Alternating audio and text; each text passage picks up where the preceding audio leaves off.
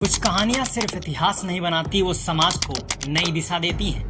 आज हम ऐसी एक कहानी के गवाह बने हैं जहां एक दलित, एक बौद्ध और एक न्याय प्रेमी भारत के मुख्य न्यायाधीश की कुर्सी पर आसीन हुआ है। यह सिर्फ पद की बात नहीं है, यह उस संघर्ष की जीत है जो सदियों से चला आ रहा था। जन्म होता है ऐसे एक परिवार में जहाँ राजनीतिक और सामाजिक चेतना भरी हुई थी। पिता रमेश गवई एक जाने माने अम्बेडकरवादी नेता, घर में संविधान की किताबें लेकिन बाहर की दुनिया में जात पात की दीवारें। जस्टिस गवई ने कानून की पढ़ाई नागपुर यूनिवर्सिटी से की। साल 1985 में वकालत शुरू की, मगर यह सफर आसान नहीं था। जाति के नाम पर भेदभाव झेलना पड़ा, सिस्टम में अपनी जगह बनानी पड़ी और हर मुकाम पर खुद को साबित करना पड़ा। साल 1997 में बॉम्बे हाई कोर्ट में उन्हें सरकारी वकील नियुक्त किया जाता है। यहीं से उनके अंदर का न्याय प्रिय व्यक्तित्व और मजबूत हो जाता है। फिर साल 2003 में बॉम्बे हाई कोर्ट के जज बनते हैं और फिर साल 2019 में सुप्रीम कोर्ट के जज बनते हैं और आज 13 मई साल 2025 को वो देश के 52वें मुख्य न्यायाधीश बन जाते हैं। यह सिर्फ प्रोफेशनल ग्रोथ नहीं थी, यह एक पूरी सामाजिक क्रांति की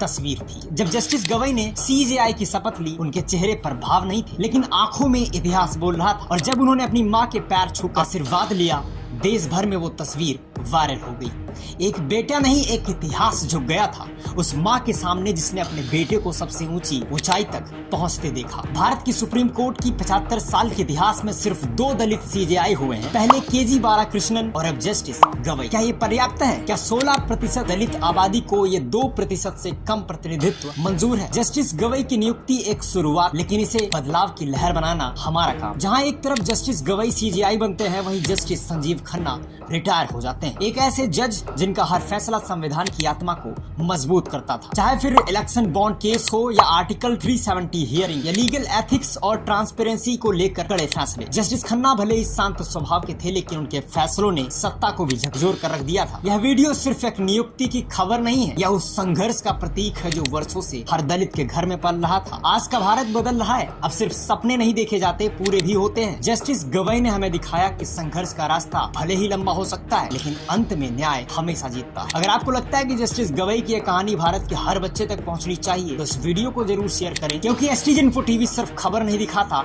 ये इतिहास को आवाज भी देता है। नमस्कार, मैं आकाश और आप देख रहे थे एसटीजे इन्फो टीवी। मिलता हूँ अगले बुलेटिन में, तब तक के लिए नमस्कार, जय हिंद, वंदे मातरम।